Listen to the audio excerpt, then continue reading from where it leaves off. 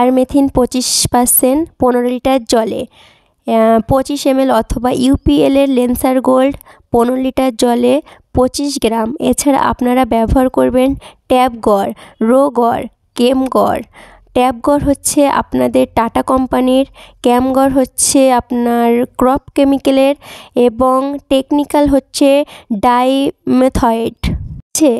এটা আপনারা স্প্রে করবেন 2 ml পার লিটার জলে এবং সঙ্গে ইমিডাক্লোপিড 70%।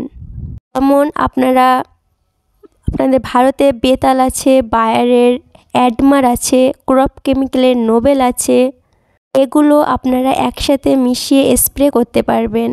যদি আপনারা লেন্সার গোল্ড দেন সেক্ষেত্রে আপনারা 1 লিটার জলে 1.5 থেকে 2 গ্রাম অথবা পারমেথিন 15 লিটার জলে 25 ml